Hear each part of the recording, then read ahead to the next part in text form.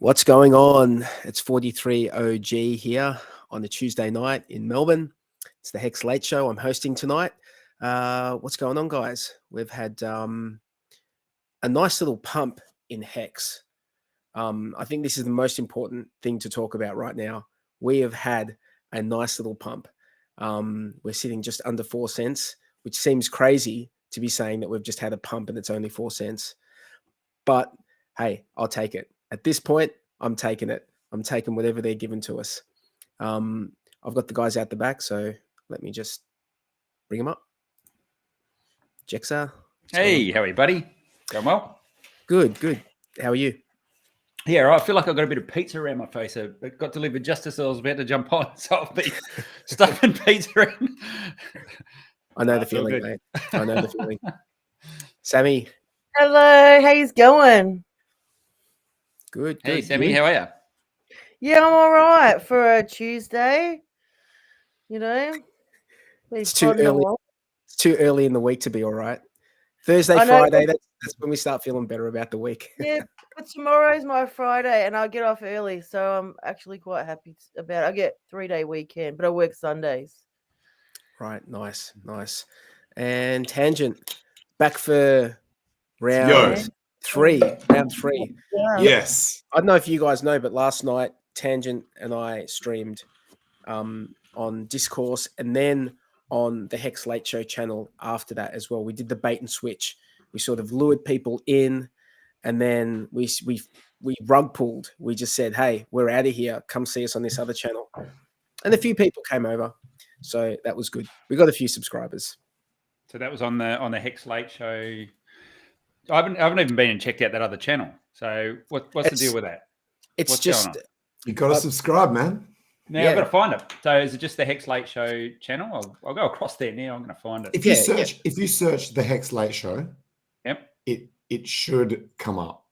Okay. Even if right now, even if it's like, if the channel doesn't come up, scroll through the videos in the search results. Most of them will be on DS, but you'll eventually see one that's on the Hex, where the channel is the Late Show, and you just click on that link.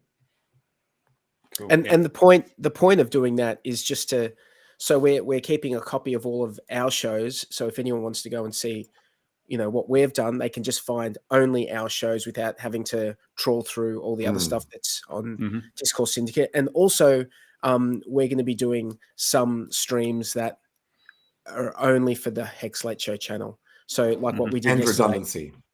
Yeah. And exactly. Redundancy in case something happens to the other channel, which happens all the time on YouTube, that channels get taken down. Oh, bro, did you guys hear about Adam Stokes' channel? Yeah, I did. I saw his tweet. No one's safe. If that guy's channel gets deleted, no one is safe. Because that he's guy very conservative with how he speaks. He's not afraid to talk about a range of topics, but he doesn't do it in a way that could be seen to be. Yeah, that's right. Yeah. He's not vulgar. He's not like us. Like, we should have been kicked off way before that guy. Like, seriously, let's be honest. But yeah, I hope they fix that. Do you reckon it could have been spammers, like what happened to you, Tangent? Spammers in chat saying like really disgusting things. Oh yeah, possible. Yeah, Because possible. It's weird that you can get held responsible for the things that people say in chat. It's quite ridiculous. I know, right? Yeah, you got to have especially Adam Stokes. He's so professional and so polite, well spoken, always on his game. Is someone getting feedback? People are saying there's an echo effect. It shouldn't be me because I'm wearing headphones. Okay. This pump's looking good. This pump's looking really good. Can we have a look at the pump? Sure. By the way, I'll mute me for a second. Check. Sound okay, guys? In fact, no, everyone's saying it's all good. I might have to actually flex a little bit here. See this green channel here and this black line? I drew both of those on a stream several days ago before, at the start saying that we could range within this channel, and it has literally done exactly that. But people in the Hex community say that TA doesn't work, so I don't know what's going on with that. But it's like it's literally been ranging in this channel for over a week now. Let's face it, if anyone's going to set a limit order, whether it's a sell order or a buy order, they're going to look at a chart and pick levels that would make sense to do it. And that's why the TA tends to work, is everyone's relying on the charts and picking levels to make decisions. So of course it plays out. There's an aspect of self-fulfilling prophecy if enough people are believing TA. Yes. Yeah, that's true. Yeah. So this is the pump here. We're just under 4 cents. And so we've been on this nice uptrend since 4 p.m. my time, 18th of June. So it's been several days of consistent, steady uptrend. And now it looks like it's just charging. Do you think that is off of the back of just the whole market moving, or a Hex specific thing? Well, that's a 40% increase. The early stage of this, Bitcoin and ETH were actually going down. So so we were bucking the trend for at least a couple of days. Yep. I think when Richard Hart streams, it helps. I really do think that people just get excited about him streaming, you know? There's been a couple of articles, or was there one on Bloomberg? Yep. Yeah, Bloomberg. And that wasn't like that was pretty fairly written as well. It wasn't too sort of skewed either way. Obviously, they're very light and fluffy, those sorts of pieces where they have a few throwaway comments that they've gone and done a little bit of digging around and actually spoken to someone for those comments, or they've pulled them. Jesus, usually these days they just pull them from Twitter or Facebook or wherever they get them from these days. But there was a few little comments in there that you could take either way. But I think all in all it was pretty positive. But just getting in from an eyeballs perspective, definitely positive. Oh, so yeah, absolutely. I tweeted on Twitter. I tweeted out shortly, or like around the time that we were at 3 cents, saying who's got the balls to buy 3 cent Hex. And obviously quite a few people said, yeah, I'm buying 3 cent Hex for sure. And anyone who did is now up 33% in several days. And that's, 33, a third means if that buy-in was $3,000, you'd be up a full grand. So this has been quite good in percentage terms. Still got a lot of work to do. Yep. And that's awesome. And Hex was trending on Business and Finance. Over 7,400 tweets. And it was trending in Australia as well. So, it's being looked at. And you can see by the chart, people looking at it in Bloomberg, And, do you have a theory, Sammy, on why the Hex community was so much more active than average over this period? Maybe it was Bloomberg pushing it. I mean, some of the heavy hitters were commenting, like that WSB, Wall Street Bets. Yeah, Wall Street Bets, like 22,000 followers. He tweeted out about buying Hex. So maybe after Bloomberg tweeted that out, some big guys had a look at it and And maybe a combination of, because other financial instruments getting wrecked, maybe people are tweeting less about financial stuff in general. So maybe the Hex community, so it might have been a combination of us not necessarily tweeting more than average, but just maintaining while everything else was coming down. Well, wasn't it in that article in Bloomberg, it says we got the most active community on Twitter and how devoted we were to Hex. Someone has just put in chat about Richard being right about Celsius as well. So it's been a combination. There's a big wave of things. So what's his name?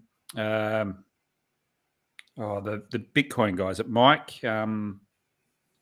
His last name, Mike Alfred, is it? Or Mike Alfred. He was on Crypto Banter the other day.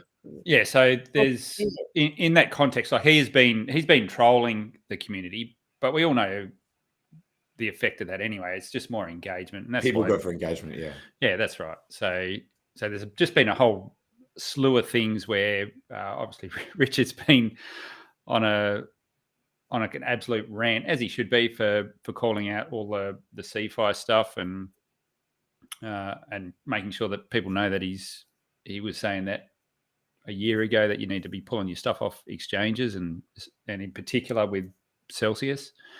So yeah, I think there's a lot of that flying around, and let's face it, all the hexagons went on an absolute rampage this morning to make sure that was trending and continued to trend. Nice. Hey, so Mike Alfred, he was on Crypto Banter with Randman and a couple of other dudes on the weekend, absolutely like talking shit about Richard and about Hex, and basically that's when Randman tweeted out, you should have a debate. That's why I actually watched it halfway through and saw it all. And that Mike Alfred had just had an interview with the Hex documentary crew and just started reeling off how crappy it was. And then I tweeted out and called him a pussy and said he should face with heart. And he liked my comment. He liked that I called him a pussy. What a wuss. Before we take the chart down, I'll just mention that we've got this downtrend here that is from the 7th of May, that it's a pretty well established downtrend with lots of contact points. And we're literally hard up against it right now. So let's hope we can get through it, turn it into support and start moving up. What's actually really interesting is everything that is bound by the Hex liquidity. So Hedron, Maxi, even Pulse Doge, they've all got liquidity pools with Hex. Everything went up together. They all got pulled up, obviously to varying degrees, but they all got dragged up. So that's actually good for the whole ecosystem.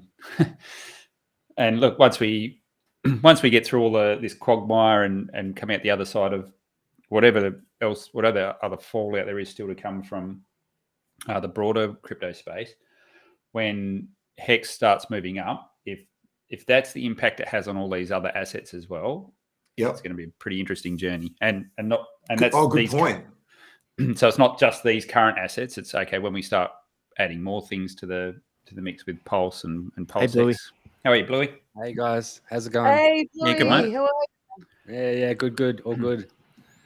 Solid point, Jexer. I think they will get dragged up together once the buzz and the excitement comes back into the Hex price. People will be bullish on those other assets as well.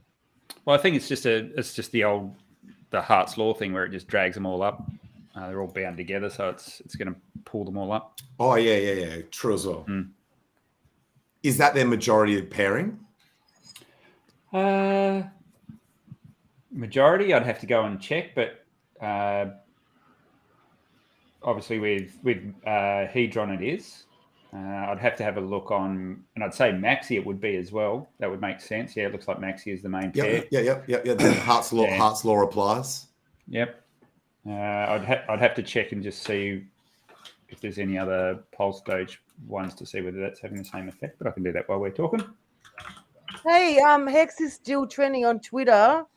I'm just looking now again. It's back at the top. 8,889 tweets. So we should all go and make a tweet just to keep it trending. Yeah, hell yes. Think about it. Make it count. Say something meaningful. Say something profound about Hex. And you got to do the $sign, HEX. Apparently that's what makes it trend. So in answer to your question, Pulse Doge has a mix, predominantly USDC, but probably say a 60-40 split on Hex as well. So yeah, they're all sort of bound together. I just fired off Hex with your ex is the best. Hey, Bluey, how are you, mate? I'm good, man. I'm good. How you going? Cool jacket. Yeah, cheers. Reversible. Oh, what's on the other side? I reckon the inside looks pretty cool. Yeah, it's my rural Ukrainian look on the inside. As green as the hex candles. Yeah. Pretty pumping, hey? Hedron's pumping as well. I guess it's all connected. Yeah, that's what we're just saying. Everything seems to be... Hedron has actually pumped the most out of everything, but it's coming off a very, very low base, obviously.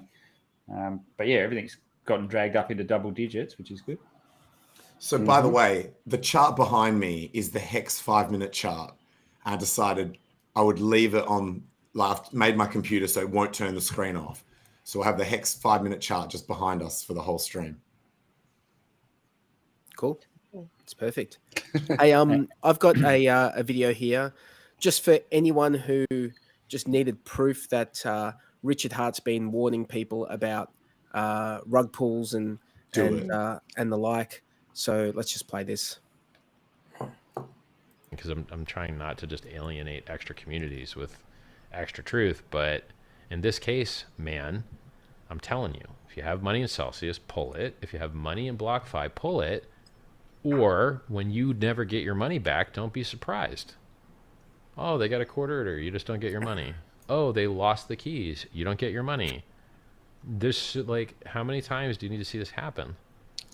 So he's a smart guy, he's built successful businesses before, but I'm in crypto to empower you, not a company. Like, don't give other people your keys or they can steal all your money. It's not even your money anymore. It's their money, not your keys, not your coins. I can't be more clear. And I've been singing the song for years. Years. Do people listen? Some people listen. A lot of people don't. I love that. Holy shit. We fucking listen. When was I that? listened to that. What an absolute legend. I'm pretty sure that's a fairly old vid. You can sure. tell by the t-shirt he's wearing. Because he's not wearing like Gucci and Louis Vuitton and shit. You can also tell by like how few Rolexes there are in the background. Yeah, that's what I'm talking about. So that video is fairly old. Dude, he has been talking about it for ages, man. Notice how he did that. He said himself he did that reluctantly because he didn't want to alienate. He said alienate other communities. Like he doesn't want other founders to hate on his shit early while the coin was still in its infancy, right? And even under that context, he was still calling it out. Powerful stuff. Yeah. Look, it just goes to there's so much scum and crap in this crypto game. There's so much crap, and it's not as simple as just getting in and buying a few coins and just hoping for the best. You know, the people who have done their due diligence with Richard Hart projects, Hex, if you've looked into it, if you've read the layman's guide, if you've read about it and not succumb to the nonsense that you can easily find by doing a Google search. Like you can very easily find like a lot of articles calling Hex a scam, and it's all nonsense. It's all nonsense because there could be in my opinion, there's no better crypto product out there. In my opinion, no better crypto product. Agreed. What I was gonna say was early on, like after Richard Hart said something like that. I'm not sure if it was that one, but he said something like that about BlockFi, and I was just like pulling my stuff straight out of BlockFi. I never used BlockFi. In fact, I never used Celsius either. I've not been able to bring myself to use. So I've got a credit card for crypto.com. I just can't leave funds on there. I've got one. I just don't trust leaving funds on there of any significant amount. I do. I use that card. And there was one time where something went wrong, where some funds got hacked or lost or some shit. And they shielded everyone, like they shielded the card users from having any kind of impact. And I think they even reimbursed the people. So, but obviously that was when the bull market was still reasonably strong, like, or not bull market strong, but prices were reasonably strong. So yeah, when things what? are going good, they can bankroll. They can not only can they internally bankroll fuck ups, but they also end up having like VCs that will come to the rescue because they want to be involved. Whereas look at what's happening with Celsius right now. They can't get a bailout from anyone because VCs are also scared. Because VCs are scared. Every single lender had exposure to 3 arrows. They've fucked everyone. Oh, the contagion. Yeah. But the whole of Celsius, the whole Celsius setup was kind of like bound to fail as well. Well, like I went into a Twitter Spaces. You know that guy Brad Mills who's been criticizing Hex a lot, and I know him. He's actually going to be on the film. Shit. Yeah, they flew out to him, and so he's going to be the kind of dissenting voice against Hex, explaining how it's a scam and all that kind of stuff. And so I bet I would do a better job. he had it probably. He had a Twitter Spaces, and so I went in and listened to it. It was all about Celsius, and they were talking about it, and it's like, what a bloody shit show! Like an absolute shit show. Like it sounds like that was just bound to blow up. It was just a matter of time. But the other thing that was really interesting, was they went on about Hex for a good hour. A good hour of them. Richard is so in their heads. Like, it's just amazing. Rent free, baby. Rent free. Dude, the next bull market is going. I don't know what's going to happen, but I believe the next bull market is just going to be Hex front and center. I think it is going to be the thing that people missed in the last bull run. Everyone. Sorry, you go, mate. You go. No, you can go. I was going to say everyone was chasing yield this cycle, whether it was DeFi, yield farming, going into pools, all that sort of stuff, or giving your coins to someone you trusted, which was a more safer, supposed to be more safe and more trusted, giving it to your BlockFis or your Celsiuses. Everyone was just after yield.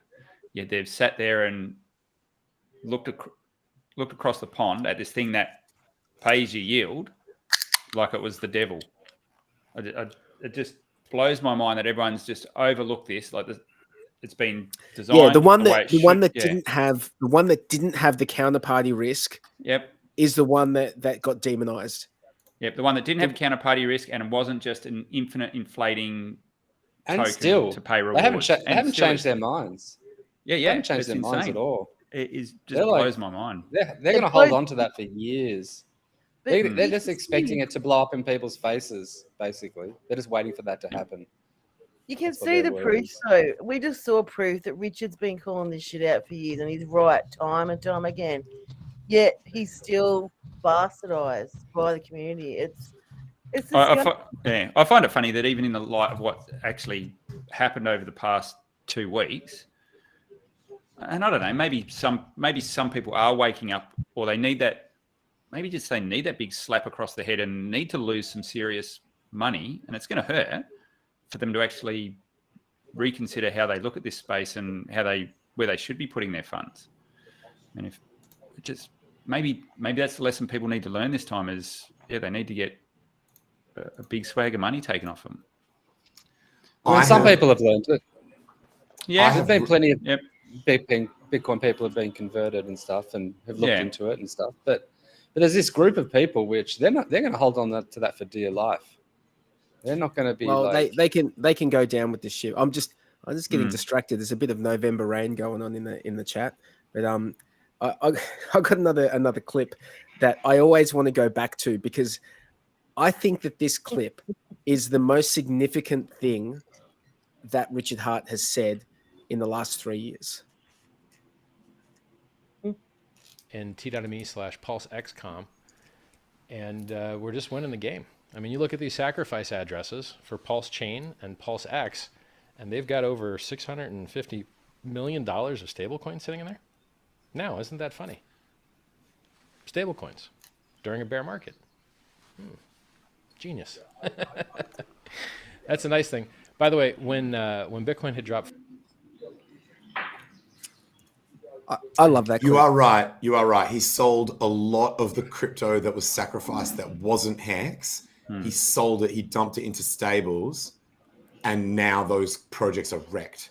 So if he had maintained diversification in terms of saying, well, I got all this shit for free, I'll just leave it and it might moon, he'd be in a way worse off position by now. I like to study the body language. When he's talking, he's like, and he's rubbing his head. There's like, Sometimes he goes super hard on his posture. That was one of those times where he is just like literally like. I was going to say before, the thing that was, and I've said this repetitively, I've said this a lot, it used to really annoy me, the inconsistency and hypocrisy of people within crypto that would accuse Hex of being a scam or just not talk about it at all, and then act like all these other, like that everything else was legit. So that to me was so much more disgusting than maxis that just call everything a scam that's not Bitcoin. That at least they're consistent.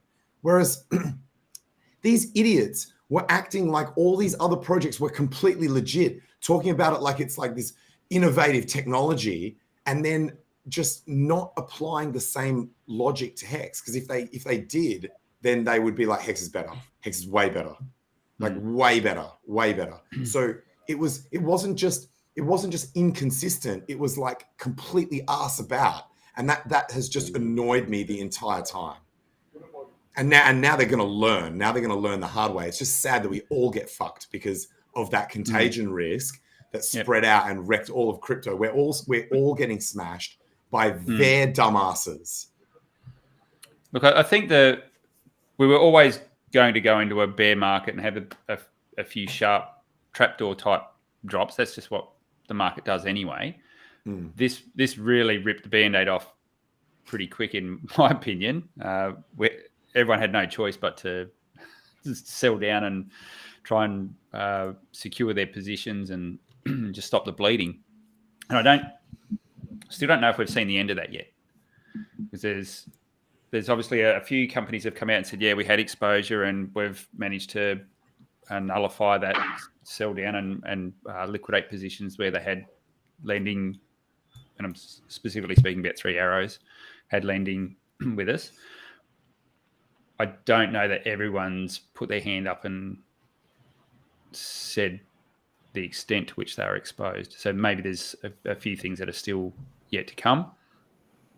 That might be that catalyst for the next drop down. Who knows? But people did warn that when Luna went down, that some of the flow-on effects would take quite a bit of time to occur. That it doesn't just all happen at once. That you end up having these flow-on effects. That Hey, Jexa, how did Liquidity and what's the Teddy swap one? How did they? I wouldn't even worry about Teddy. That's not even utilized. I think they've got 2 vaults on there. It's not even worth looking at those. One of them's tangents. He's doing some serious degenning over there. Actually, Jexa, I had a thought today. I was looking at it. I was like, could the other vault be some kind of one that can't get liquidated? That's like, when it gets down to like the final vault, maybe that's like the team, like that's maybe the project vault that like can't, like just cannot get liquidated or something? No, so they may have put a vault in there and had it at such a high collateral ratio that it's unlikely to get liquidated. But so what I done is I knew that there was only you and a couple of other vaults on there. So I went and chucked in like a buck into the stability pool, because every time you're holding something in the stability pool, you get given the incentive token. You generate the incentive token, yes. The equivalent loan token. I'm the majority of the stability pool right now. But what I didn't realize is what I didn't take into account, because I went back a month later and checked and thought, cool, I'm going to have heaps of rewards here. But as people... But it had been wiped out as vaults got liquidated. That's right. As they let their vaults get liquidated, I get given the the other token. Yeah, I'm something like 60%. I'm like 60. I'm over 60% of that stability pool at the moment. So you'd be raking in all the So yeah, basically all that Teddy coin every day. I basically 60% of it goes to me. So prior to this stream tonight, you would have been getting 60% of that. Now everyone's going to be over there. Oh, but it's so like guys, don't all jump in on it because it's so. You just blew your. Oh no, legit. Like even 60% of the stability pool, the amount of Teddy you get in a day is like $3. Yeah, don't do it, guys. Seriously, don't do it. The shit's worthless. The shit. Yeah, I was playing around with it just as because it's a very distressed system over there, so it was good for me just to see how things react and what they do and stuff like that. Yeah. So how did their pegs hold up? I don't even worry about Teddy Cash, but on Ethereum, Teddy dollars hasn't held peg for like a really long time. Weirdly, it's always above. It seems like it's always above. Like it's always worth more than $1, which is no good. Like you want your stable to always be close to $1. Like above is just as bad as below. So like above sounds good because you're like, oh, it's worth more than $1, but you don't want that shit. You want it to be $1. Like what would happen normally in that instance is if your peg was above $1, you would go deposit funds into the vault, and you would draw out one stable coin, but it'd be worth $1.20, and then you just go sell it on the market. So you're paying $1 for it and selling it for $1.20, but they've just got no liquidity over there or anything. It's a That's right. I did look at that, and if you're selling more than a few, it very quickly smashes you. I was actually thinking of like maybe adding to that liquidity pool just so that it. Honestly, man, it's not worth doing anything over there. Like that network and what they've done over there is an absolute joke. So Blue Bum's question about liquidity. Liquidity has been awesome, man. It's been rock solid. Yeah, it's been really good. And out of all of this debacle with Terra Luna and now what's bloody going on Tron, they are pure algo stablecoins, whereas Liquidity, although they've used the term algorithmic stablecoin, it's not algorithmic as in the way they are. It's fully backed by collateral. It just uses computer code to where people interact with the protocol. So it's algorithmic, I guess, in that aspect. It's using code on the blockchain, but it's not algorithmic as in that's how it maintains its balance. So I think there's going to be a repositioning of, so stablecoins will get broken up into 3 categories, I believe. You'll be counterparty stablecoins like your USDC and Tether. There'll be pure algorithmic stablecoins, and then there'll be collateralized stablecoins, more like a Liquidity or Liquid Loans or DAI even, where they're not algorithmic. The peg's not algorithmically obtained, but it's they're all collateralized. So I think there's, just in terms of clarity, we're going to need to make sure that we define those terms a bit better. USDC might end up being the CBDC. I've said that from day one. I've said that. Jack's saying that. I can really see themselves setting up to do that. It just makes sense. Like they've got their hooks into the right places, and likewise, there's probably a lot of politicians and the like, or the people that make the rules have got a vested interest in it as well, I'd imagine. Well, it's BlackRock. BlackRock owns Circle, which owns half of the world. USDC.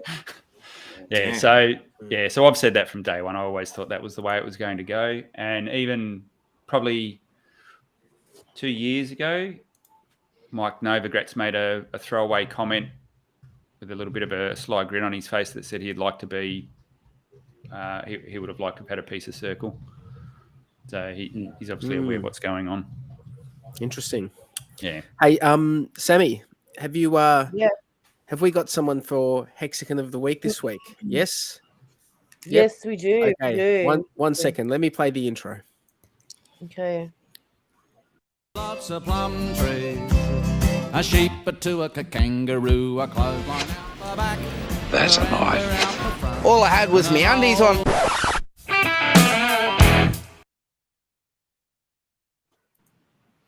So this week, our awesome Hexagon Legend of the Week is Corey Costa. So he is on Twitter, Corey Costa Crypto GAINZ at Corey Costa 123. He's a very active Hexagon who streams every day. Now he's written an article, and it's called "The Hexagon Will: The Hexperiment." So this article is expressing Hex and PulseChain and the passion of the Hexagon community. Please consider reading and sharing this. It highlights our strengths as a community and the firmness of Richard Hart as a leader. So I'll retweet that now. So if you guys want to check it out, at Sammy Chica on Twitter, I'll post it now. It's really cool. Good stuff. And well done, Corey. Hexagon Legend of the Week. He does tons of interviews, Corey. I think he was the first person to interview Alex, actually. Hey, did you guys see Richard drove his freaking FX Ferrari or whatever it is, S90, onto a fucking beach? Yep. Like literally just Really? went and bombed it in the sand. Yep. Shit. It was on Instagram today. By the way, follow Richard Hart's Twitter if you're not already. Sorry, not Twitter, Instagram if you're not already. I think he did it just like to get people outraged, because car enthusiasts would be like, bro, why are you driving $1 million Ferrari on the beach, you idiot? Like, so I think that is the first time where it's definitely outrage marketing. Definitely outrage marketing. Well, I used to work as a case manager for Ford, and cars that went on the beach, like, fucked. Nah. Yeah, they get Like, sand you in know- their vaginas. You know who he needs? You know who he needs? He needs Unwrecked Pirate to get him out of that mess. Unwrecked Pirate is Unwrecked Pirate good with sandy vaginas? Oh yeah. He's an expert with the sandy V's. Yeah. I don't doubt it. I do not doubt it. But that car would be fucked now. Like massive all the suspension and brakes and shit would be fucked. Massive shout out to Unwrecked Pirate. He's not feeling the best at the moment, so big shout out to him. Sending love. Hope you're feeling better. Hope you're feeling better, mate.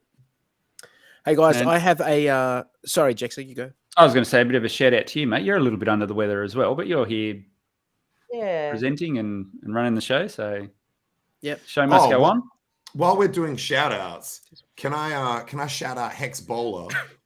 He had a Twitter Spaces today that was effing hilarious. If you guys think that my shit is funny on my streams, this was next level. This was hilarious. I was laughing my ass off the entire time.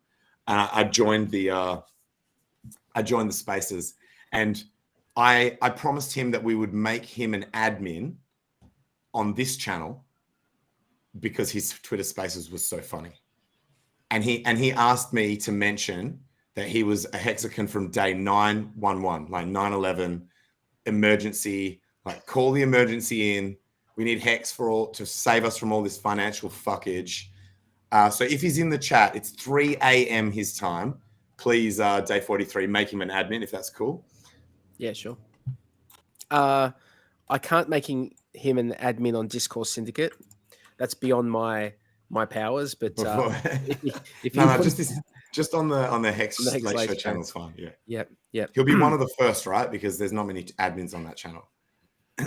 But dude, this Twitter space was hilarious. Because you know sometimes you can't work out who's talking because it's like it's not like this where you can see who's talking. This dude was talking about his requirements if he's going to be one of the speakers at the Pulse conference, and he was like listing off all his requirements, and one of them was like, I'm going to need a harem of women, one of every skin tone, obviously. They are all going to need to be highly intelligent, but none of them mouthy. They're going to need to be all addicted to fellatio, but only with me. and just went on this massive rant that went for ages about like all the requirements for this group of chicks. One of his requirements, he asked for his mum to be brought back from the dead.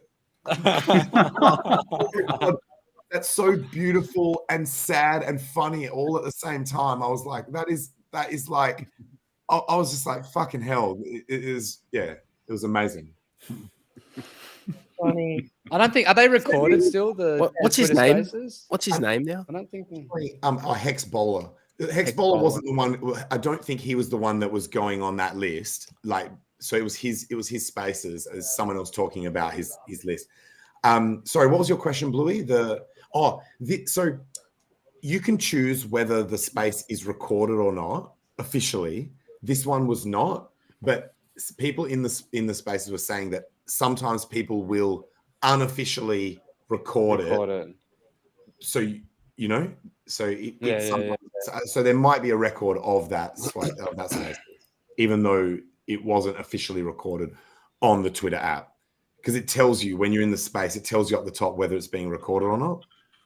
I know it's hard to find, man. I was trying to, because I was looking for a recording of that other Twitter Spaces I was listening to, because they were just going off about Hex, and there was like a lot of slander against Richard there, like full on, like just out and out, like lie. I can't believe some people are still calling Richard and Hex a scam. Oh. It's like knowing that there are actually lawyers that are looking into that shit now. I was like, whoa, the stuff he was saying was just out and out, bold-faced lies. You know, it's like, whoa, full on. But I don't know where you find like a recording of it if there is one. But you know that doesn't really surprise me though that people are still calling it a scam. It's like people still call Bitcoin a scam. Good point. So it's true. It doesn't surprise me. It's going to be around for a long time, and that's fine. That's absolutely fine because those guys can miss out. They can just miss out, you know, and that's their problem. Did I ever tell you guys that there's a saying in Bitcoin? It's like everyone gets into Bitcoin at the time that they deserve. So it's similar. It'll be similar with Hex, right? Like you deserve to be late if it takes you that long to work. If you think it's a scam, then you deserve to be late. I mean, you've got to put yourself in everyone else's shoes as well. There's how many coins and tokens are just flooding the market? Thousands. And how much time and effort do you put into something? Like if you see something come up, you have a quick glance at it. You might go have a look at the website. Go, oh okay, oh, it looks like shit, and you'll move on. You won't. There's just not enough time in the day to sit there and research everything to the nth degree. Exactly. Yeah. I don't know what originally made me put that much time and energy into Hex, but for some reason, maybe it was a quiet bear market, so I had a bit of time on my hands. But I actually spent the time, and I probably more followed it along as a journey, whereas a lot of these other things you don't, unless you're following it along as part of that journey, you'll dismiss it. And the same thing is true for everything else that has come after Hex that's related. Maxi, Hedron, Pulse, like that, they all get tarred with the same brush, and people probably aren't even understanding the extent to which this ecosystem is actually being built out. Jexa, the story that I've heard most frequently is that people have come across a Richard Hart video somehow. Either it's been presented to them on YouTube, or friends told them about it, or whatever, and they've listened to enough of it to hear him say something that has resonated with them as a rare truth within crypto. And that has been enough for them to be like, this guy is legit. I'm going to invest something. I'm going I don't know whether this crypto is going to go up or down or whatever. Crypto's high risk, but this guy is at least telling unpopular truths. And that's true. And that I've heard that quite frequently. Yep. It's more they get triggered by him, like everything he's wearing. Honestly, it's that simple. I saw what you're saying is right, Bluey, because I actually saw a clip of some podcasters who were just tearing into him, and one of them's actually like I'm not going to say a super prominent comedian, but he's a well-known, like I knew his name. He's like a comedian from the US, and he does like a podcast with some other guys. They just talk about investing in crypto, and they were just like tearing into him because, basically the reason. Basically, they say you just look at him. You just look at him, and it's obviously a scam. Yeah. It's like what kind of person, what kind of person is going to put the price tag of their tracksuit? It's like, bros, the fact that you noticed it is the whole. It's working. Point. That's the whole point. That's exactly what I was thinking when I was listening to these Twitter spaces. They were going on about Richard and Hex for literally an hour, a good hour. It was a space set up for Celsius, and Richard was in their heads for like 1 hour. It was quite beautiful actually to watch, to listen to. So I would love. Hang on. Sorry, that was my fault. I just came to click like on this video from my phone. Sorry about that. Click like, everyone. Yeah, like and subscribe. I don't know. Hey, do you guys want to have it? Do you guys have you been looking into what's like team and base is going to be? Yeah, I have actually. Oh, as much as that's out there, but yeah, I reckon it looks really good. So haven't heard. Yeah, it's very interesting. Hey, well, it's the guys who made, just to give the audience and Tangent the background and everyone or anyone. Yes, please. The people who made the Maxi contract have got new plans, and so the full details aren't out. But what the plan is at the moment is that they're going to anyone who burns Maxi, which is a big call, will get teamed. Oh, I think I did hear about this actually. Right? No. I don't think you're right there, mate. I don't think you have to burn really? your Maxi. No. Yeah, you do. Yeah, you do. You sure? Yeah, I'm pretty sure, man. Well, what did you think it was? My understanding was if you held Maxi, you were entitled to get team. No, you got to burn the shit, bro. Guys, this is getting meta. This is getting meta. You got to burn it, which means if you're holding Maxi and a whole lot of people are going to burn a whole lot of their Maxi, you're getting an absolute massive, well, not a massive, you're getting a bigger proportion of the share of that final stake if you're holding Maxi. Okay, so hang on. Let's go back a bit because let's break it down because it starts off with base. Okay. Base is what it's all based off of, is my understanding. So base is going to be a 1 year perpetually rolling over stake. So same way that Maxi launched, you will take your hex and you will, pledge it for the 1 year stake, and you'll be given the base token, which is the equivalent of Maxi, but instead of being a 15-year stake, it's a 1 year stake, but rolls over every 1 year. So as soon as it's finished, it gets rolled back in. So you can get in and out each year, basically, like by pulling out hex or putting in hex. Yep. So I think there must be, and I could have this a little bit wrong because not all the details are out, but it might be at the end of the stake there might be like a redemption period where you could then go back. I think it'll be an amount of days. Yeah, I think there'll be an amount of days every year. Where for that amount of days every year, people will be able to trade in their base tokens for hex. Yep. I'm not sure what's happening with the Hedron. Something else might happen to that. They're still working that out. Why does it need to be Maxi? Why not just use hex if it's going to be rolled into a stake? No. Well, hang on. No. There's two different things. Later. Oh. Yep. So base is just for simplicity. Base is the same as Hexi, but it's a 1 year rolling stake instead of a 15-year stake. The view being that it means you can have that liquid access, but got the benefits of 12% per year on your stake because you're not doing 30-day rolling stakes. So it encourages people to not have this bow wave of 30-day rolling stakes always coming through, but you could have that same liquid type position, but with a year. But every year, you could cash in for the hex or put more hex in for the next year's stake.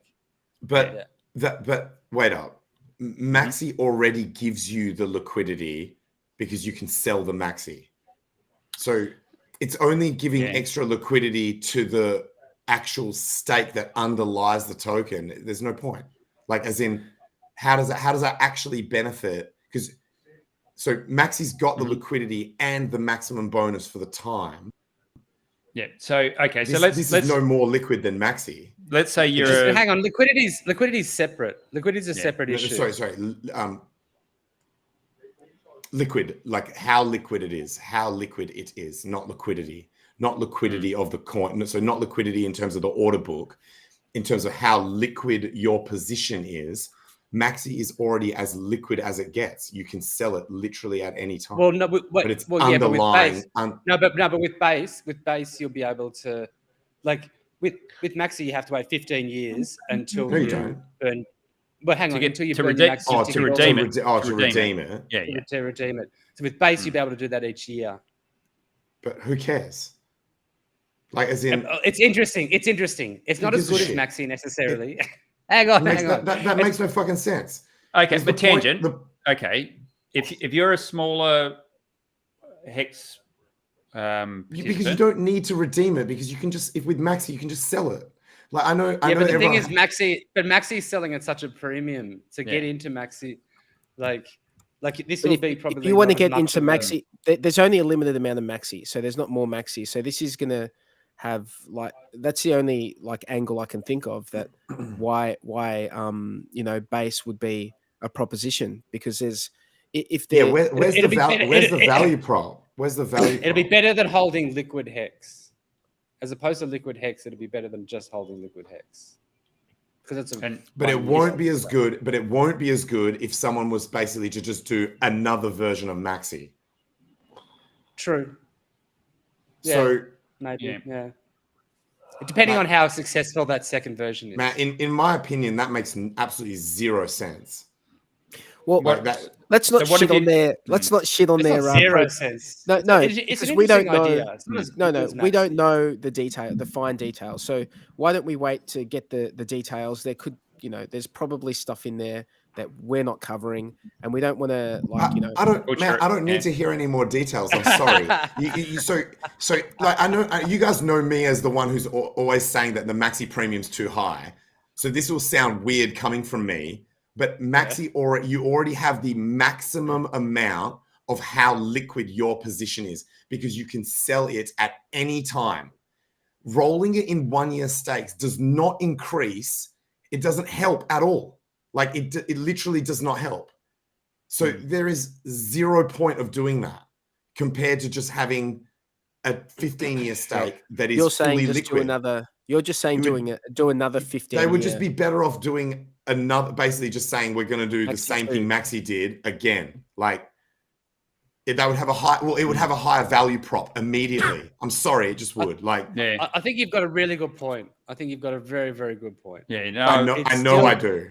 I'm trying to think of a counter argument. I'm sorry, it's that obvious.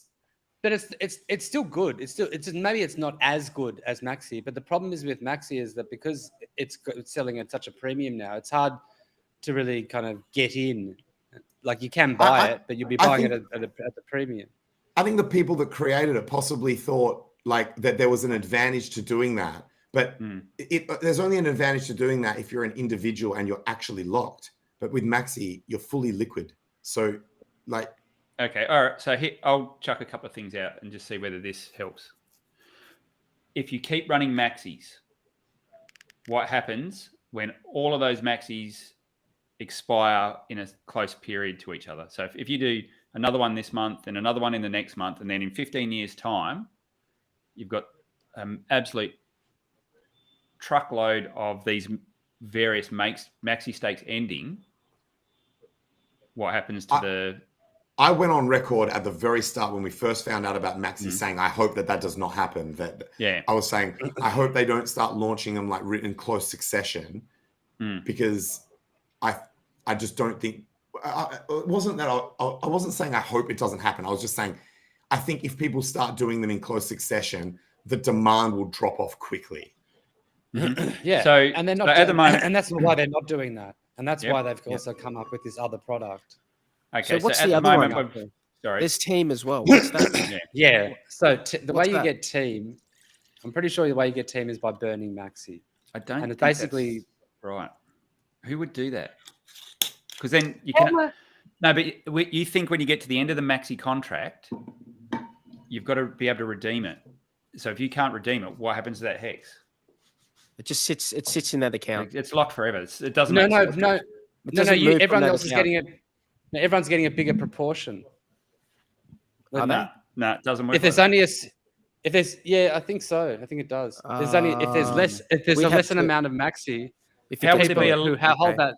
It depends it depends how the redemption works. Yeah, it depends how the contract. It could be either of what you guys are saying. It depends on the contract. Yeah. See, Bluey, the contract wouldn't know how many people are not going to claim, right? So I think it's the way that Jexan and Day 43 are saying. No, the but contract. If the tokens are burned, wouldn't know. The contract will know. There's a burn function in the contract. There's a burn function in the contract, right? That's how they're in the maxi contract. So the contract's going to. Well, that would that would be your redemption. So let's say you have 100. Let's say you have 100 people with 1 unit each, right? Mm-hmm. Let's say 10% of those burn. That means you only have 90 people. That means those 90 people get access to all of the funds in the thing. I'm moving my opinion back to it depends on the code. It depends on the code of the maxi contract. But what does the team? What's the benefit of burning it though? Like you've just helped everyone else get more. Yeah, but you get some sort of. You get a percentage from base, from the base, and from future projects.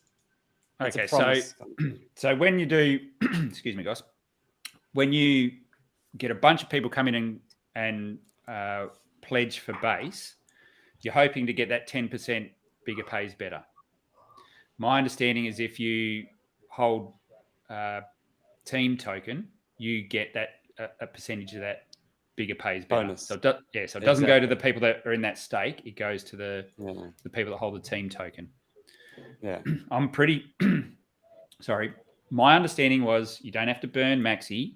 The buy pressure. So just before team launches, it could be highly lucrative for people to go and buy and hold some maxi because then they'll get airdropped or they can claim the team token. That's my understanding. It makes no sense at all to burn maxi for something that is going to pay a very, very small amount. It would be counterintuitive. And I think that burn function that you're talking about in maxi, I could be wrong here. I haven't read the code, but I think that is the actual redemption mechanism. So you've got to actually burn the maxi to get your hex back out. The maxi's got to get destroyed. Yeah. Well, and they're still designing all of this, so like this is all just a lot of conjecture at the moment. But we'll look into that and see. I'm pretty sure maxi is burnt, so we'll see what happens. We'll have a look. Yeah, it'll be good to once Dick catches back from his holiday, and we'll get him and Gold Key on and get it from the horse's mouth. Yeah, that sounds good. It's when you have been sold on the idea of investing in that contract, the maxi contract, to then like later on, a few months later be told, oh, by the way, now go and burn that same token that we got you to believe in. It takes a bit of a leap of faith just to accept it on face value. So I want to hear like the details.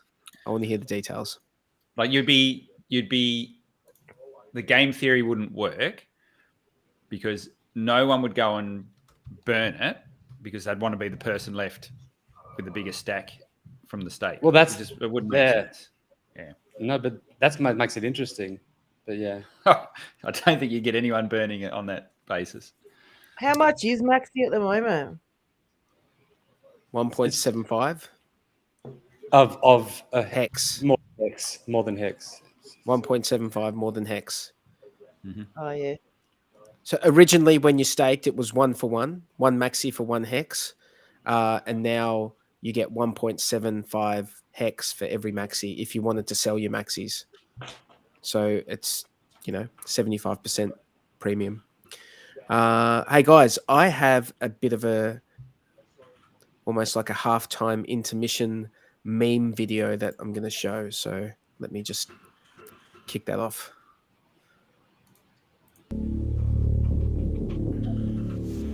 real simple, okay? Stop being a little fucking bitch. You're a scumbag, scamming piece of shit. You don't realize it. I'm going to help you understand that.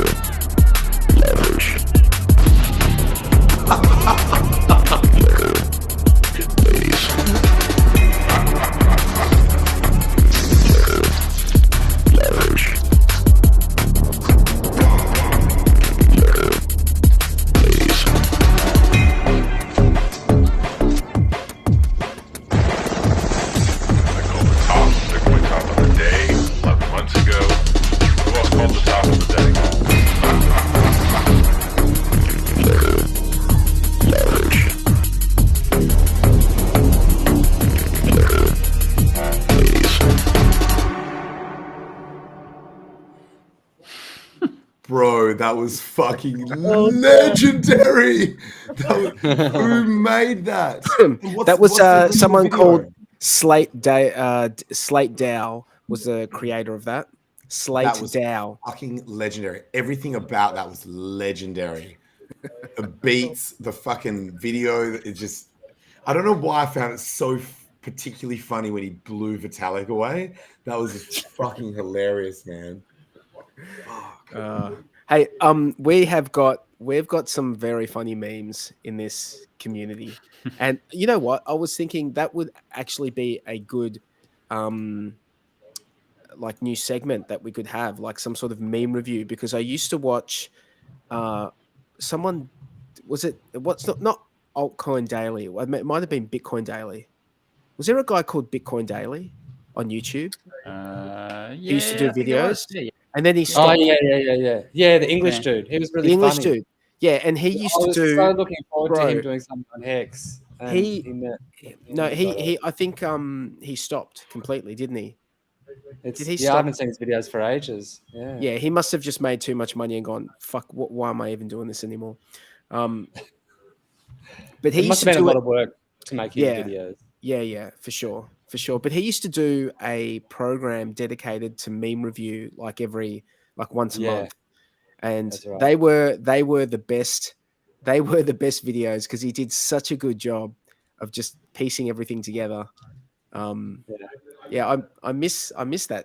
He was a funny guy. Yeah. You know who makes some really cool memes? Brizology makes some really funny memes. You know, absolutely.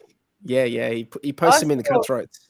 Yeah, I saw some of his memes on Facebook, and I didn't know who he was, and I pinched it and posted it, and then I met him, and I'm like, oh my god, you make those memes, they're so cool. But I've got heaps of cool Hex memes that I've saved throughout the last couple of years, so I reckon we should definitely start, getting them up here because a lot of people haven't seen the older ones too, real funny ones.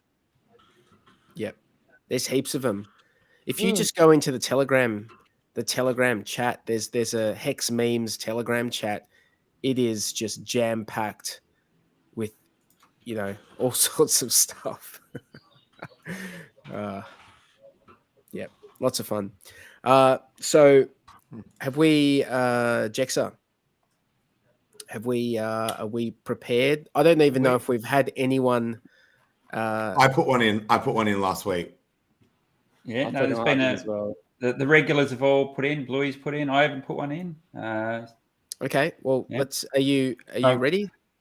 I would like to drag it out a little bit longer. I want the price to go up just a smidge more. I'm sorry. We don't engage in this sort of corrupt practices here on the Hex Late Show. So we're going to get straight to it now.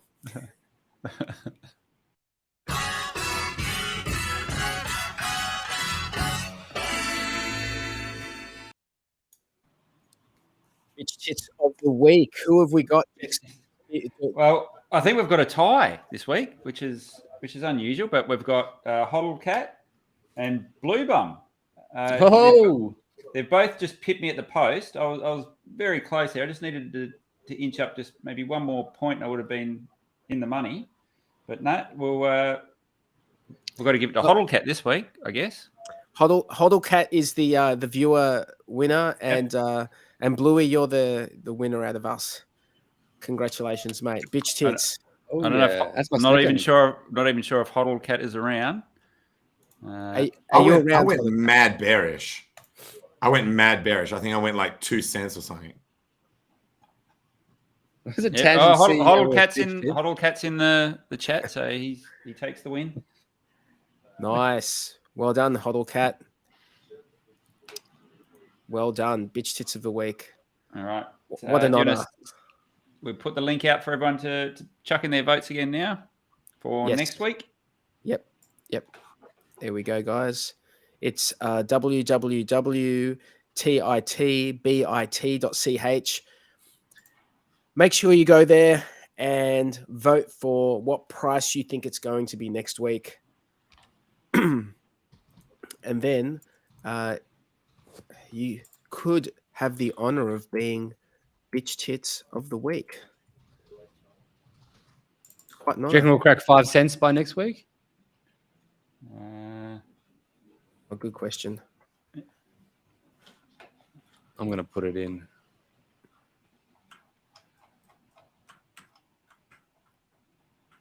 What the hell? Do you pick 5 cents for next week? Yeah.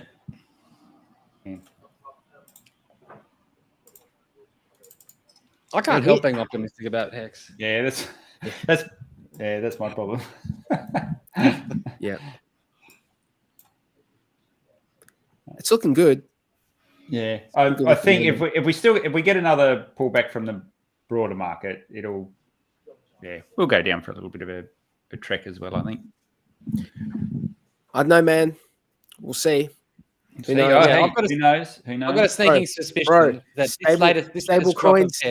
stable coins in the bear market. That's Genius. Did Sammy leave? She just went, she's ducked out. I'm not. Her internet sucks sometimes, so yeah. So what's going on in Colombia, Bluey? I've been doing a lot of dancing. Been like cranking out the dancing lessons, getting into my salsa and porro and bachata. Nice, man. Pretty fun. Hey, we should probably also have a talk about this new project that Alex is dreaming up, which is probably going to be called Icosa. Oh, yeah. It's a better name than Hemdrom. Well, it makes a lot of sense because it that directly connects to Hedron, Icosa Hedron, which is the shape, the 3-dimensional shape, which represents the Hedron token. Yeah, that makes a lot more sense. Yeah, totally. I think it's a better name. It's going to be interesting. Like, it's still all being formulated, but it's pretty close as well. And so you're going to be able to stake Hedron to earn Icosa and Hedron. And you're going to be able to stake Icosa to earn Hedron. And what was the point of Icosa? How did that come about? You know what? We should probably have Alex on to describe that, like why he decided to develop it. It kind of came out of discussions in Hedron about what you could do here and there, and then all of a sudden, Alex kind of came along and said, "Hey, I'm making." I'm just trying to think whether it just an invented incentive token, or is it ties into the ecosystem somehow? It does tie into the ecosystem in kind of a complex way, but basically, it's just a new token, and you can get that token by sacrificing HSI stakes. And what happens is they get sent, all of the hedron gets borrowed from them. That becomes the yield for people staking, and those HSIs are then sent to auction. So it's going to be a way of fueling the auctions, at least launch period. I'm not sure how incentivized it's going to be sacrificing HSIs after the launch period. That's I'm wondering who would create a HSI just to blow it up. Yeah, I think he's going to have to make it quite incentivized to do that. But that will happen probably for the launch phase, definitely. I think it'll be highly incentivized to do that. I'm not. It'll depend on prices. I'll blow it up. I'll blow it up. I'll blow it up. You'll blow up a few of your stakes? For the HSIs? Sorry. I thought we were talking about government buildings. I'm kidding. I'm joking. I'm fucking joking. Or am I? Wait, the chart behind me has almost gone off the screen. Can you guys see that? Yeah. We've had a legit Hex Late Show pump. You gotta be shitting me. Late Show. It's the tangent pump. I would have won if we had waited 5 minutes. I would have won. And wait, Jexa, you said you wanted to wait. You said you wanted to wait a bit. Yeah. Why did we not wait? Day 43 pull the rules on. Bro, we don't have this sort of corruption. Was the reason that you wanted to wait because you thought that it was going to mean that you win? I needed to tick up one more. You should have given a different reason, bro. Damn it! Too honest. Yeah. Too honest. Cheating 101. Yeah, that's a legit pump. That's going to go off the screen. That is a legit pump. What is that? What are we up to? 4-1. Well, 4-1-2, I think. Yeah. Yeah. So is that off the back of broader market, or that's just a hex thing we're doing at the moment? I haven't looked at the other charts, but you know that downtrend line that I was talking about before, we're above it. Yep. So as long as this is not a fake out, this is great news. This is excellent news. And bad news for all those people that were cheering for 1 cent hex like this, the double. Yeah. I've got 4 cents right here. I've got 2 and 2 like that. Yeah. Because I can understand those people wanting to get hex because they love hex and they just want to get more of it. But I don't think that would be good for hex to drop so far. Like percentage wise. Yeah. I think the best scenario given the situation is that we don't go further than 95% down. Because then we're on par with enough. That's enough pain. No, but then we're on par with things like Bitcoin and Ethereum, which have both done that. Maybe Bitcoin hasn't done that. Maybe Bitcoin's done 93%. Ethereum's done 95 for sure. So remember with Bitcoin, especially in the earlier as you go back further and further, the ARBs that you would see on different exchanges, especially in times of high volatility, you could have completely different prices in terms of where the wick went to on 2 different exchanges. So I think claiming those percentage drawdowns, particularly if you have those capitulation wicks, it would actually depend heavily on what exchange you're looking at. But you're right that theoretically, Bitcoin is typically more downside resistant than alts. So I think I'm just going to say every time I hear it, I'm just reading stuff in the chat. Like there's a lot of bad world news coming, so they're expecting there to be down to my comeback for this sort of stuff is just going to be stables in the bear market.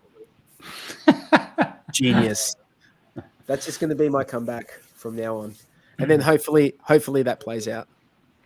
So do you think that regardless of what happened in the broader macro, now obviously it had an impact, but do you think we were due for a cycle top anyway? Like we're in terms of timing and things like that, it's coincided pretty close to previous cycles.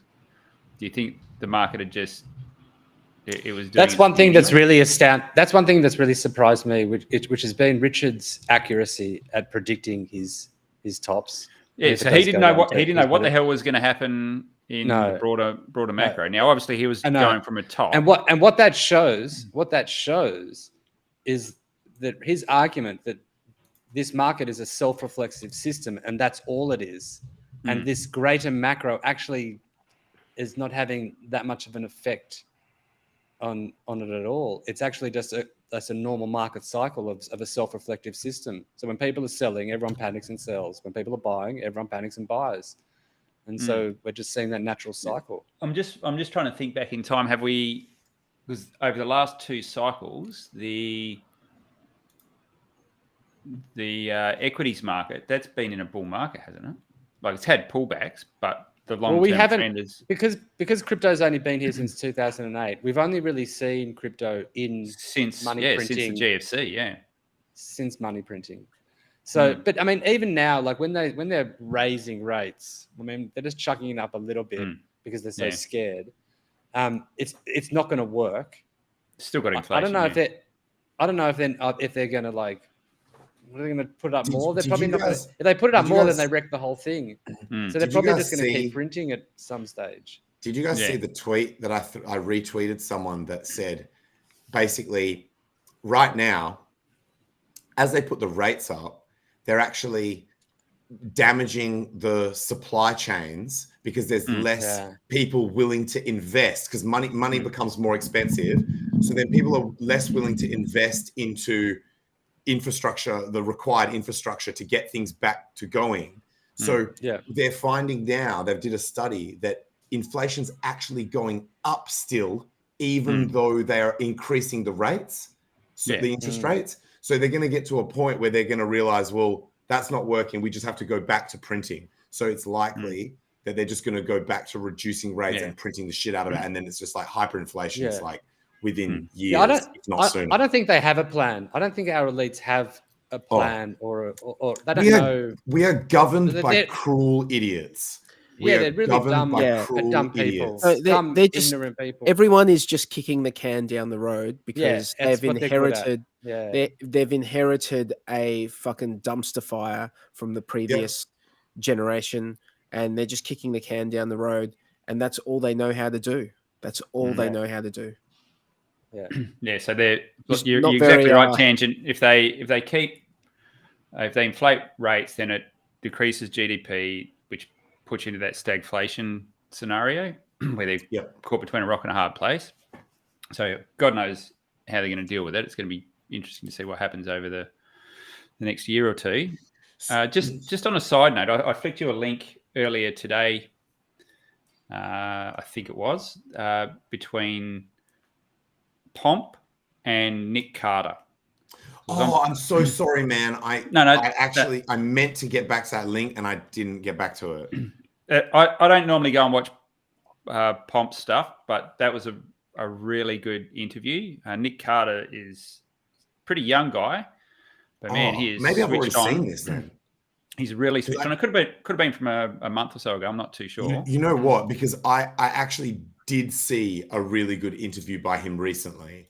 Yeah. So maybe I have actually seen it. I'll go check.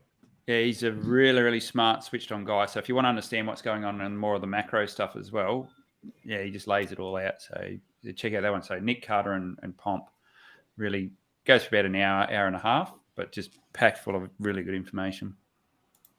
So check that out if you're into that kind of thing. But yeah, so like I was saying, I don't know whether the whole broader thing will, like whether we were going to go into a bear market anyway, and now we're still we'll flush out all the leverage that was built up in the system, and then we get to go back up again once we've hit that reset button. Maybe we do that regardless of what, or in spite of what's going on. If inflation's still high, even though they're increasing interest rates, but if inflation is still high, surely that's got to be good for prices in the crypto space if we're measuring against the US dollar. Jexa, according to YouTube, I was already 30 minutes into this 50-minute. Oh, there you go. So, yeah, and guys, I agree with you. I think I was considering tweeting this out, despite how much the Hex community dislikes Pomp because of how good the content is. And so I agree with you 100%. Yeah. Guys, what do you think? There's a lot of worry and concern about the macro, and how that's going to affect crypto. Justifiably. How do we think? I mean, Hex is still quite a small ecosystem. It doesn't take a lot of huge players, like a few big players getting in could really just pump the price pretty hard, pretty damn hard. What do we think the highest of stakes documentary, assuming it gets picked up by an Amazon or a Netflix, and it's going to have this reach to millions and millions of people who wouldn't have otherwise known anything about PulseChain or Hex? What do we think? What kind of effect could that have in a bear market? Like in a bear market? Minimum 4x. Bro. Can I say something that's really important about this? Is how susceptible people are to be convinced of something if a documentary is biased. So you've seen those documentaries that are like anti-sugar or anti-meat, and you watch that shit, and even me, who is resilient to those kinds of like emotive tactics where they try to present this bias in like narrative that really is to try and convince you of something. So I think it would depend heavily on whether the documentary is neutral, how neutral the documentary is. And I think it would be neutral to positive Hex. Like it would be, I assume, because I perceived that the people creating the documentary are pro Hex. So I hope that bias kind of comes through a little bit without being too much.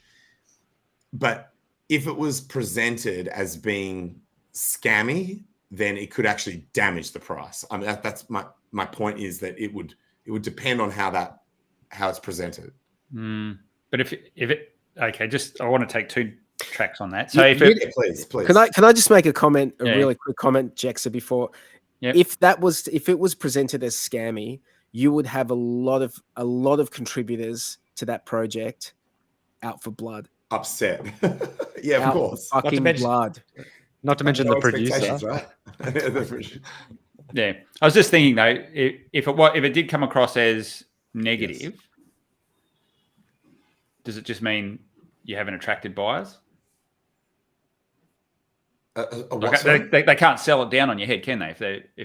If people watch it for the first time and they choose not to buy it, they're not like they can damage the price. That's a really good point, actually. That's a really good point. So although it wouldn't get it wouldn't impact the people who already hold it. It would be unlikely to. So I agree with you. It's likely to only be able to have a neutral to positive impact. The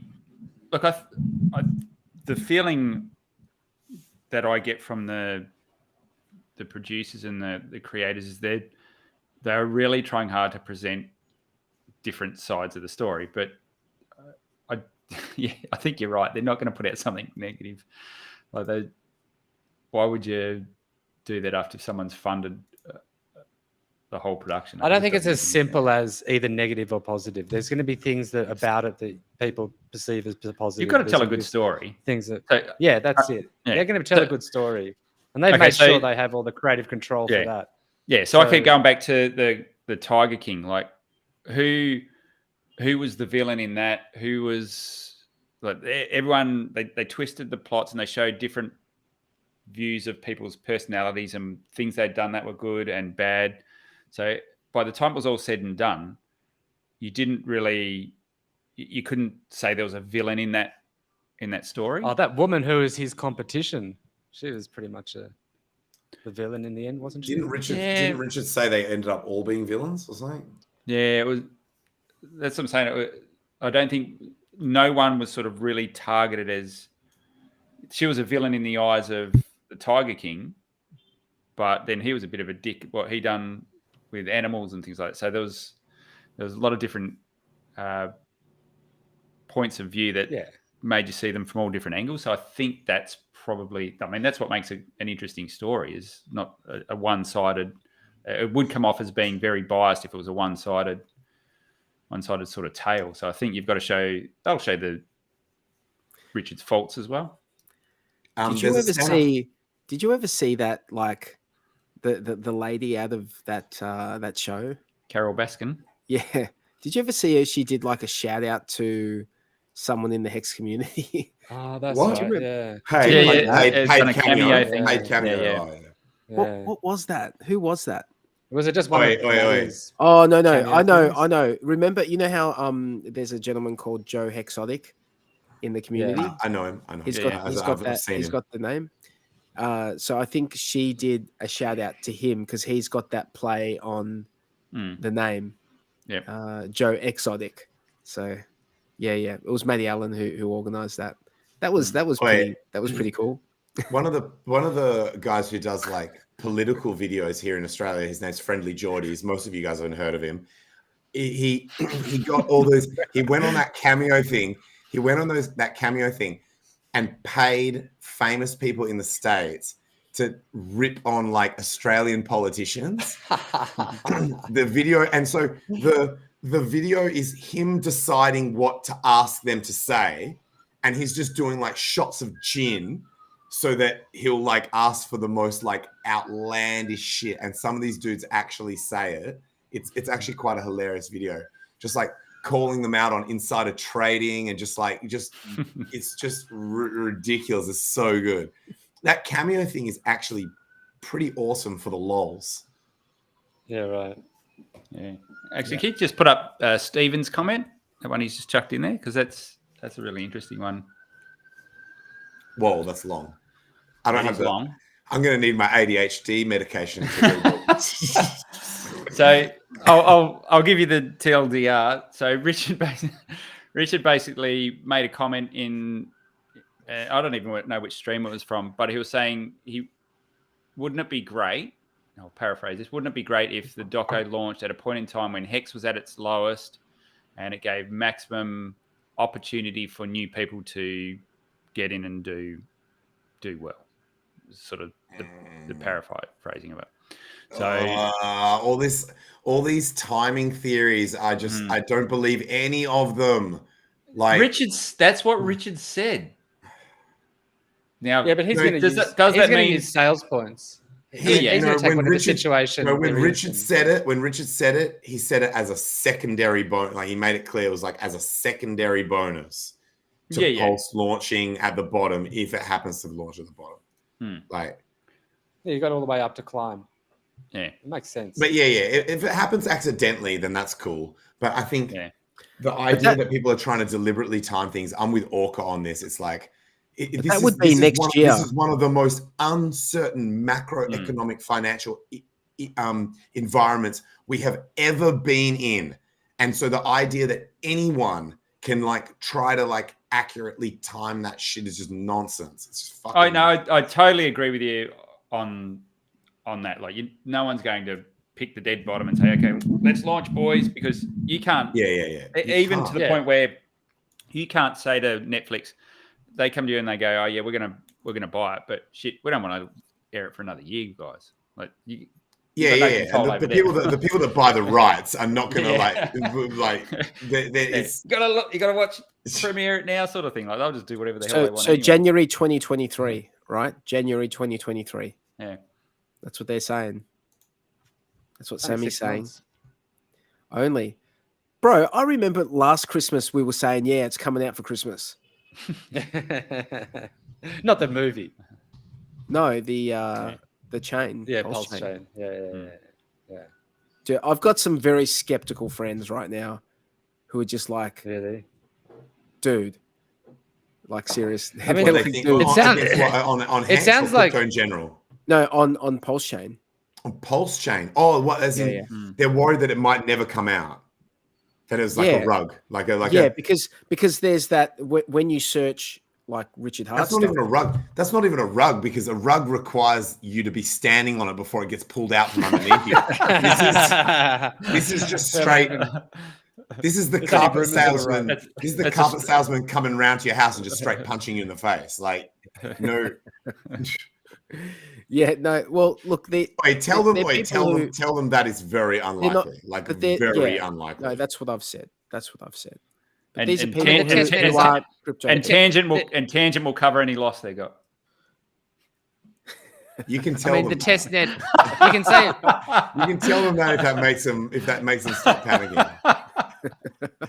I mean, a working product is up and running. Yeah, That testnet works. Testnet. Like they could. Yeah. Wait. That would be a ridiculous con to make a testnet that works that well. Yeah. So the only difference is you're just not changing the port. You're just like, fuck you guys. I'm not doing it. Like all the code is there, all the front ends are there, everything works flawlessly, and you're just like, yeah, I'm just not going to turn the mainnet on. Like, honestly, out of all you guys, do you I actually? told you guys not to have expectations. I told you guys not to have expectations. Now you fucking know it. Like, are any of you guys worried about how long this is taking, or what are you concerned about the launch date? Does it factor into anything? For me, it's most important that they get what they're doing right. Yeah, that's the most important. Yeah, absolutely. The only thing that I don't want anything hope- rushed into. all I want is a bit of notice because I've forgotten my fucking strategy. It's been that long. I just need to get my head straight for like a day or two and be like, all right, what was my actual game plan? Because I've literally forgotten it. It's been that long. But no, but let's be serious. Like Game plan. People keep talking about game plans. I'm like, I know. I'm just like sit back and watch game plan. Like I don't know. The people who just sat stuff. dude, when Ethereum launched, would there have been game plans then? Like, I don't know. Well, when there was the fork, were there game plans? And on an ETH launch, though, there was nothing on it. True, this is true. There was nothing to do. There was nothing to do. Like, what about the Ethereum Classic fork? Was there anything to do there? Like that was pretty controversial. Yeah. Shit. At that time. Whenever there's a fork, there's always things to do. There are things that you can do. Dude, that's a good point because I was around for that and I didn't do shit. There's nothing you could do. Well, what could you do? What could you do? You could sell or buy your Ethereum, or sell or buy Ethereum Classic. You could dump tokens on one or both networks or whatever. I dumped Bitcoin Cash when I got it. Or you could dump the chain you didn't believe in. Yeah. You know what's strange is I would have taken the Ethereum Classic side of that ethically. I would have taken the code is law. Well, that's attitude. the truth. That's the original chain, really, isn't it? Yep, that's the one where they did code is law. I would have been like, code is law. Yeah. I'm going to be on this one. I just kept both though, thankfully. But I thought that was going to be the end of Ethereum. You know what? Actually, it wasn't that difficult to see that because Vitalik was supporting the non-classic chain, the one where code was not law. It was fairly obvious quickly that one would probably be the one to succeed. So even though ethically I knew that ETH Classic would be the one that I would want to win, you knew that Ethereum was going to be the one. Like it took the name, it took the founder. Like it was reasonably obvious that one was going to be the winning chain. Oh yeah, it was obvious at the time. I mean, the whole consensus. And everyone just went into, oh no, this is just what we're doing. It's going to be okay. This is the new chain now. We're just going to hard fork it and get that money out. I think when I've heard people talking about the game plan, it might be people who didn't actually get an opportunity to sacrifice for Pulse or PulseX. Like it's those more people. Critical. It's more critical for people who didn't sack. Definitely. Yeah. So they need a game plan. They're going to need to. But also just for your average user, there's tons more choices to make. Just for your average user, because we're going to have double of everything, and you can delegate, you can one-sided stake, you can like swap, you can bridge over your ERC20 and build liquidity pools with your PRC20. Like there's so many choices and so many more products now as well. Like we're gonna have Maxi, Hedron, Hex, all the other stuff, plus all the copies on both chains. It's like it would be so easy to make a mistake. Check it out. The price went off the screen. The Hex price went off the screen. So I obviously did not predict what could happen, what could pump. Sorry to cut you off. What were we saying? Oh, fuck, I don't know. What are you talking about? Hey, I want to bring up a little comment. Richard he made a few. Sorry, man. No, it's all right. It was nothing. So Richard got on stream and he made some comments about some of the delays and what they were working on. Do you remember what he said they were working on? It was changing the Geth code and offloading some of the overhead. Yeah. You remember that? Yeah. So when I got to thinking about that, what he was more or less saying was you've got a certain amount of block space, and they were filling up that block space with all the overhead of the validating and staking. Mm-hmm. Yep. So if you offload that and make more space in the block for transactions, what impact does that have on deflation? Faster. And deflation. Yeah. So because deflation is 25% of the fee is burnt. So if you're a staker, you want more transactions if you're a delegator, you want more transactions in a block for two reasons. You'll get higher fees. You'll get a higher percentage of fees because there's more transactions in the block, and we'll have faster deflation. More burning. Yeah. So those sorts of optimizations are actually going to be, if we're patient and wait for those things, the net benefit is going to be there for the life of the chain. It's going to increase the value of the coin quicker. Alex from Hedron was saying that this is something that they would have wanted to do anyway. It's not something that they necessarily needed to launch the chain. The testnet is up at the moment. They could launch it, but this would be like such a good optimization, and probably in combination with maybe if we just wait for Bitcoin to bottom out a bit before we. Yeah, maybe that your thinking is part of it as well. Well, you've got breathing space now, so why not do some of the shit that you were thinking about doing? Yeah, exactly. So I think be patient. That's all. If you can free up 10% of a block for extra transactions, that's net positive all around. I think faster. Yeah, faster, quicker. Yep. More fees. More block space means cheaper fees as well, even though they're cheaper. Probably cheaper, but more of them. Yeah, I guess. Yeah. Yep. Yeah. So higher volume of transactions, more burning, all good stuff. I think we might have the right team on the job, hey? Yep. Absolutely. Right. I mean, it's all bonus anyway. So it's like it's all bonus. This is true. Guys, we've been going for an hour and 40 minutes. Anything else anyone wants to cover? Don't think there's any questions in. Look, I didn't cover the Hedron token, the whole head what's happening with ICOSA and stuff very, very well. But I'd recommend people going along to the Hedron chat and just reading about what Alex has written about it to start wrapping your heads around it. It is, when you first kind of read about it, it is a bit kind of like, whoa, this is a bit complex. But I think it's going to be actually quite bullish for both Hex and Hedron. And I'll try to get my head around it to be able to explain it a bit better in the future as more details come out as well. But it's going to be something pretty interesting. Cool, man. Can't wait to get the details. So sounds like we're going to have to get a few of the founders back on over the course of the next definitely few weeks. Yeah, we'll have to get a lot of things are changing.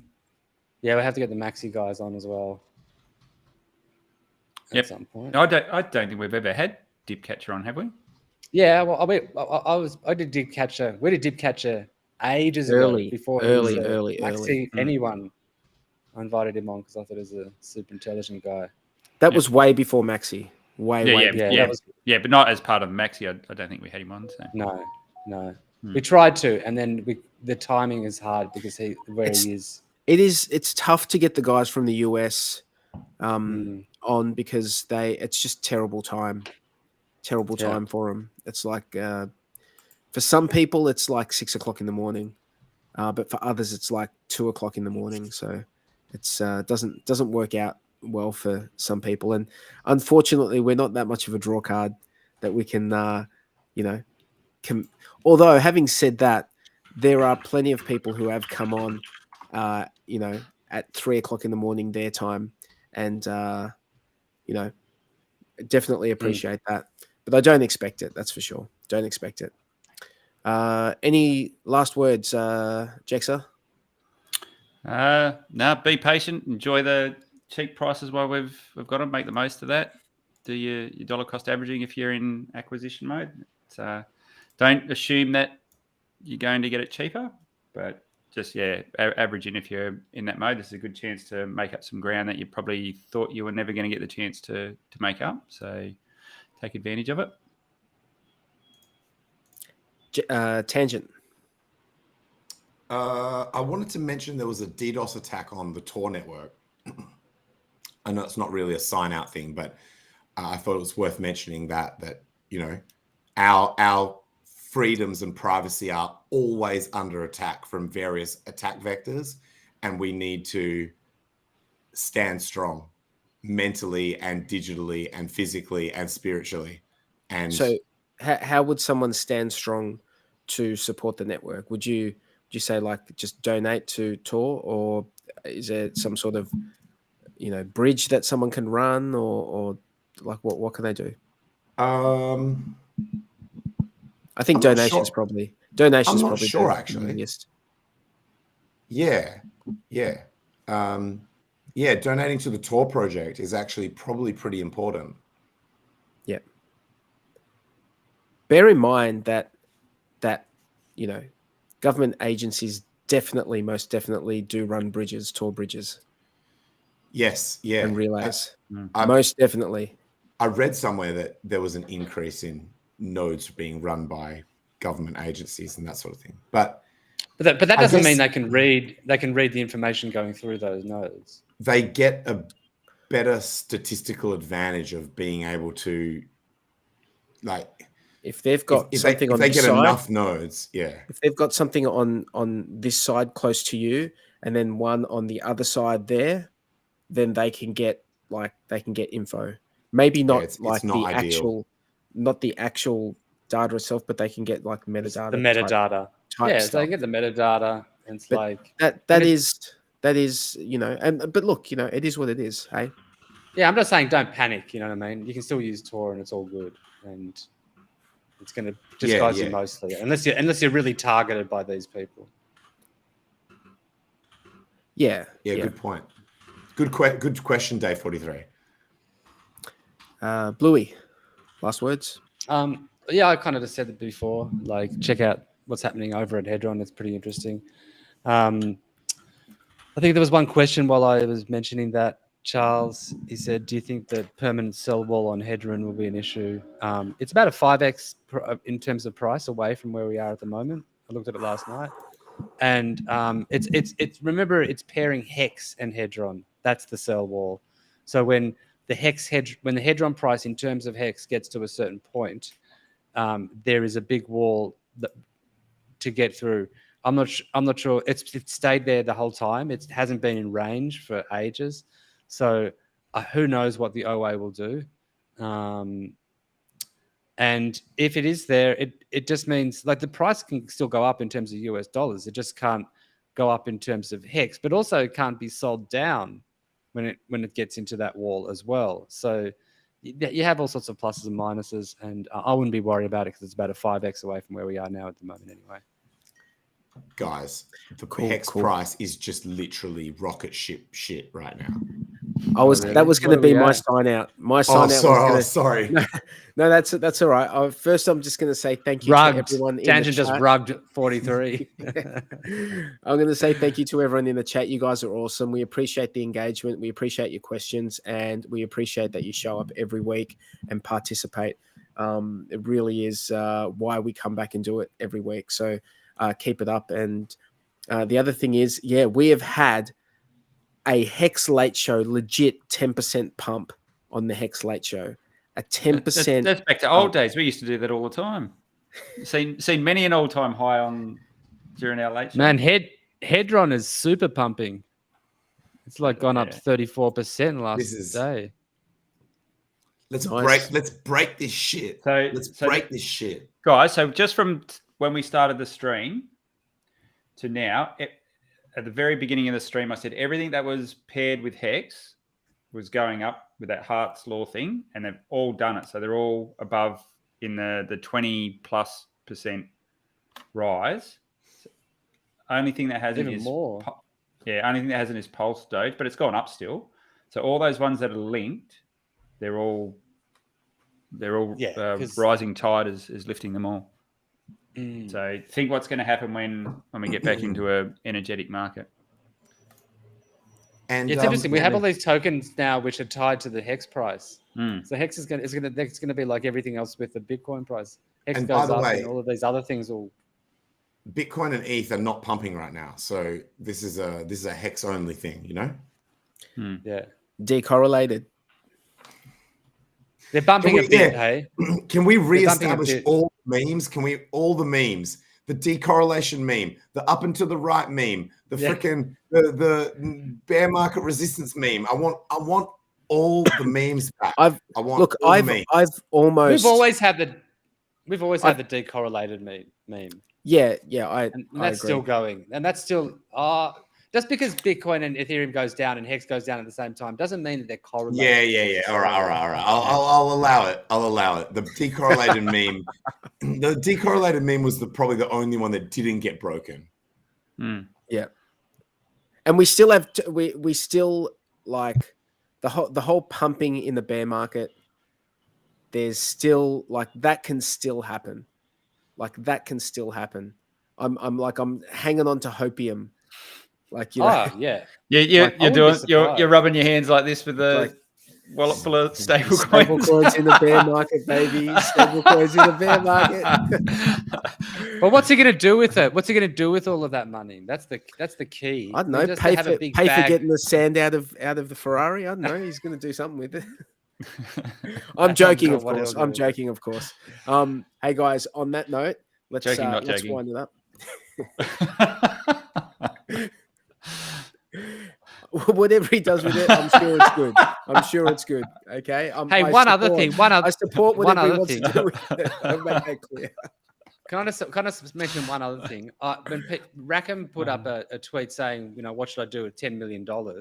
Everyone started piling in on all the suggestions. One of the most common ones was fiat on and off ramp, build a fiat on and off ramp. And I said that, and someone replied to me, this Coast, I can't remember now who. Yeah, I've saved that actually. I did have that. Market by Hex. They've got it a fiat on off ramp for Pulse already set, ready to go. And it's going to be launched as soon as the chains launch. I was like, what about a way that's to pretty huge news. A decentralized way to short Hex. A decentralized way to short Hex. Yeah, we need that shit. That's going to happen on Pulse. All right. I disagree. I don't think we need it, and I don't see why. No, we don't need it, but we need it if we want the price to go to the fucking moon. The degens need it. We need it. I'm saying we don't need it. We need it. We want it as rocket fuel. Yeah, that shit is rocket fuel. That shit is rocket fuel. Man, you'll find rocket fuel, dude. All the haters that say, where can I short it, will not have the nuts. They will not have the nuts to short it. Who would? Someone will It's short such a it. stupid bet. Someone will short it, and then they'll get fucking wrecked. So, but that we're in the Hex echo chamber, right? Like, as in the people who would be shorting are not the sort of people we normally interact with, but there will be people that will short it, and then they will give us their money. They will give the Hex community they'll basically just be gifting money to the Hex community because we'll just. But anyone who's holding liquid is doing shit. that. Anyone who's holding liquid and is trying to time markets and trading is basically doing that to the stakers. No, because people holding liquid don't get forced to buy. Like when you liquidate someone's shorts, they're getting diluted. You're forcing them to buy that shit. Like you can't force someone to buy it if they're just holding liquid or a neutral or whatever. But if someone shorts it, you can force them into a position where they have to buy it. You don't need to force it. You just like they panic and buy. But anyway, no, they have they have to buy it. They have to buy it. If you push the price, with a short, with a short. All right, and on that note, let's say goodbye. Okay, this time it's for real. See you later, fellas. See you next week.